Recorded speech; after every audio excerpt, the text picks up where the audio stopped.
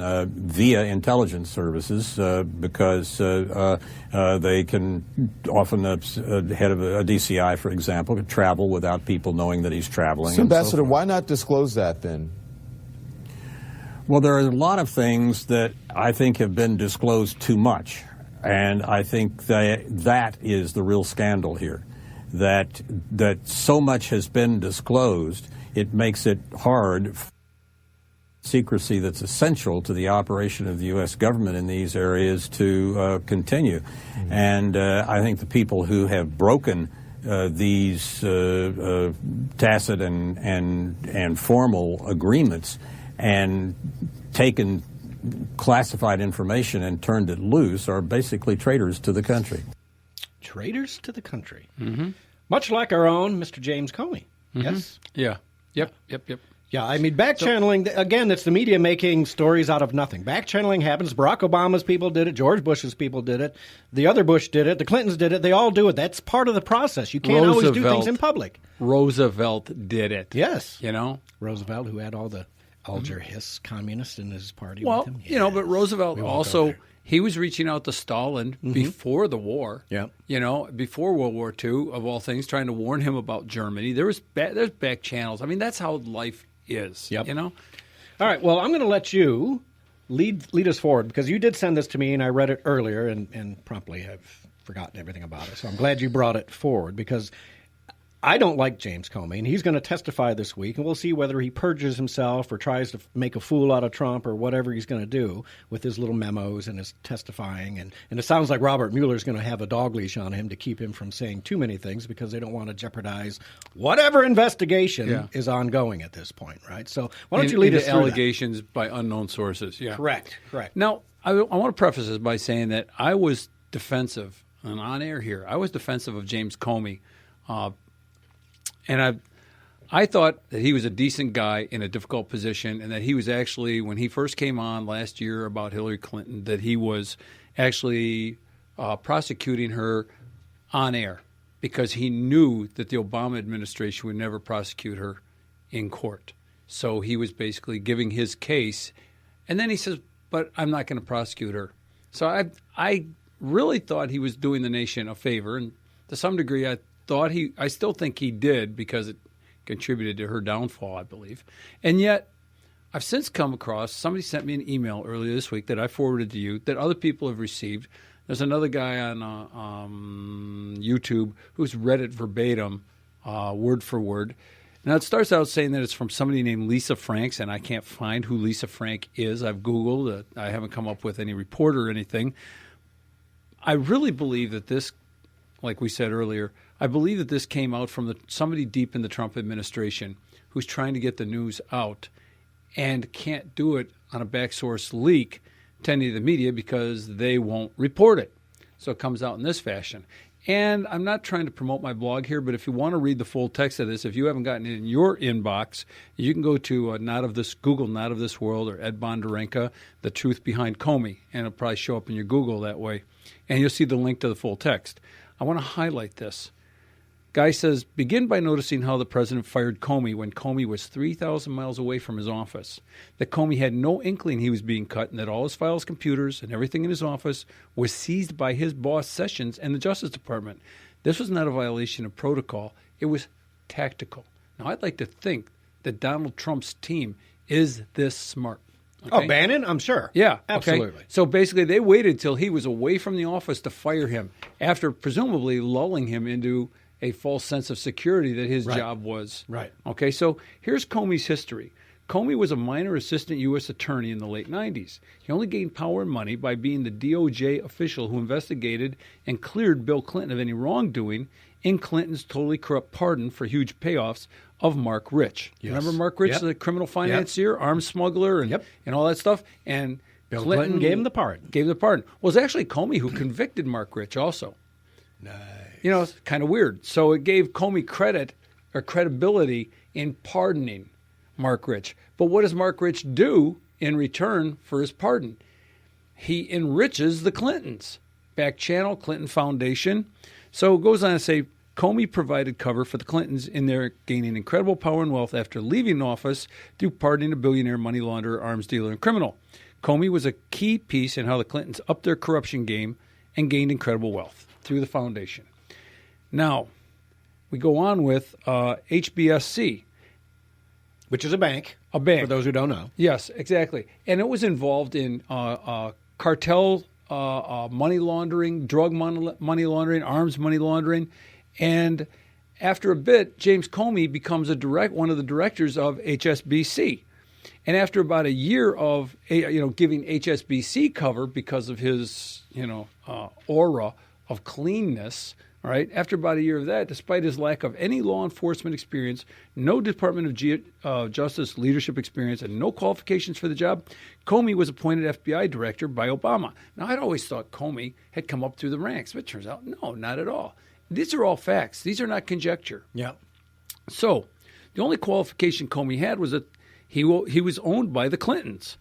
Clinton was appointed to the FBI right when Hillary was leaving the State Department and was vulnerable to the FBI because she'd been using what? A private server, mishandling classified information, selling access to favors and contracts from the State Department to Clinton Foundation donors, including Comey's Lockheed Martin, who he also had done a stint from. I'd skipped over that. Yep. He had actually become a director at. Yeah. I mean, this guy is wealthy in his own right. He's not just a government functionary, right. Okay? Yeah, because he's been leeching off the system. What does Alex Jones say? He's the global elite scum. There you go. That's what it's James Comey. Mm-hmm. And remember that this was about the same time that the Inspector General of the State Department found over $2 billion missing from the State Department finances during Hillary's tenure. Now, the obvious conclusion is that Comey was appointed to the FBI along with other reliable Clinton-Obama cronies to run interference for the Clintons and Obamas at the nation's federal law enforcement agency in conjunction with a corrupt Department of Justice. Comey was and is owned by the Clintons. So it goes on and says in 2015, early 2016, information began to come out about the Clinton Foundation. It's used by the Clintons as a slush fund. Goes on, I'm skipping over a lot here. James Comey's brother, of all things, was a professional accounting firm was brought in by the Clintons to do a review of the foundation, right? Yep. File some reports, make recommendations, and provide a veneer of legitimacy. Well, one of those guys was James Comey's brother. And this brother owes James Comey $700,000 for a loan that James gave him to buy a house. And presumably some of the money from the Clinton fund was used to make payments to James on the loan. Over 2 years later, nothing has happened as a result of the FBI investigating the Clinton funds under Comey. So no one in Congress or federal law enforcement was intended to actually pursue the Clintons, but Judicial Watch came out and found out about the server. So now something has to be done. As head of the FBI, Comey and his lackeys in key positions deliberately screwed up the investigation into Hillary's use of a private server and her plain violation of national security law. So goes on. I don't want to read the whole thing, but this gives you the context of who James Comey is. Yeah, it shows you the total depth of the corruption that is going on in Washington, D.C. Folks, this isn't just words, corruption and drain the swamp. It is so thick. These people are all making money. The congressmen that don't make money and don't come out rich, they're few and far between. They really are. The rest of them are making money hand over fist and screwing the American people with their legislative techniques to find ways to get rich. And that's what they're doing. It's that thick. Let's take a quick call from Gary from Hazel Park, wants to kind of backtrack on global warming. Gary, welcome to the show. Go ahead. Hey, good afternoon. You know, what you guys were just talking about, Comey, we don't have a swamp up there. That's a sewer. We need Ed Norton for president. Hey, look, you know, I understand the drones on the left and the global warming fanatics aren't going to believe me, but who's going to regulate volcanic activity and forest fires and the natural seepage of greenhouse gases out of the ocean floor? And the sun. I mean, this stuff has been going on for millennia upon millennia, okay? And it's not anything to do with us. And it's such a joke, and I'm so embarrassed that so many millions of people, Americans, who are supposed to be thinking, logical people, believe this nonsense. And it's probably the biggest black eye that I can recall in the last 100 years for America. Yeah. Well, here's the thing that really scares me too, Gary. When they talk about under Paris Accord, we were going to have to reduce our carbon footprint by 20% here in the United States. Let me ask you something. What government agency, what people are going to decide who's going to cut that 20%? Who has to reduce their carbon footprint by 20? What, companies? Us each as individuals? How are you going to fairly make each and every human being in the United States and the companies reduce that by 20%? Is it across the board? Do we share that 20%? No, that'd be the Marxists. The Marxists would take control of that situation. Right. Yeah, I mean, does it get bad like Canada, right? All of a sudden you see your electric bill going up 20, 30, 50, 100%, 200%, because that's the only way to really make us reduce it. I got to turn my lights off because, I'm using up electricity. I'm going to pay for it, right? Well, I tell you, until about just a few months ago, I saw a real dire situation happening in this country, which includes a border war, a race war, and jihads running crazy across our country. So that all could still happen because we've only got one man in power right now who's fighting it, and we have to keep fighting this because the whole country really is at stake. It might not take a week or two. It take 30 years, 100 years. The time frame is pretty much irrelevant. But these guys are here to take us down. And if we don't stand up in the next 20 years, we won't be able to stop them because they will outnumber us. Yep. They're outbreeding us, and they're out-immigrating us. And they're just coming over. Yeah, the only way to do it was to bring all the Europeans over here, and then we'll go for that. Go for it that way. Well, and there you go, Gary, because you know what? Is that what we see in another 10, 20 years? All of a sudden we see the white flight of Europeans who are like, we've lost our homeland and we need a place to go and you're going to come here. Problem is, we're bringing so many here. It's not, you're right. Yeah. They are outbreeding us. It's part of that soft jihad where they move in, they become in a certain amount, they take over. And the next thing you know, Western culture is gone, folks. If you're a guy that likes to drink beer, if you're a woman that likes to wear a bikini, that's at stake, folks. That's your culture and life at stake. We got to fight for bikinis. Yeah, bikinis. I'm quite sure that they took England first, or made sure they took England, so we couldn't use it as a base and retake Europe again for the third time. Yeah, well, exactly right. And what's funny, I saw Angela Merkel on a post this morning saying, Germany, the German army will defend Europe, and I'm like, really? You did so well in the last two world wars, Angela. I don't think Germany's going to do anything for anybody, right? Gary was suggesting that we would have had another German Normandy. Army marching into France to save France. Oh yeah, no, I'm done with Europe. I don't think we should be doing anything over there. They can call it Vichy. Yeah, listener Joanne is also saying, she goes, can Trump pull the U.S. troops stationed in Germany home? Well, maybe we should. I don't know, but there's a lot going on there, and frankly, my thought is, Europe is gone. It really is at this point. Gary, it's a little premature, but another 10 or 15 years, definitely. Yep. Great call, Gary, Thanks, as Gary. always. Thank you, man. Appreciate it. All right, guys. Take care. Did you have something else you wanted to hit before we get these other calls? Well, I just wanted to go back to Comey real quick. Remember that Trump had said something about you better hope there aren't any tapes? Mm-hmm. And I believe, and this author says that, hey, that whole reference was the fact that they had gathered all of Comey's archives out of his office while he was out of the office.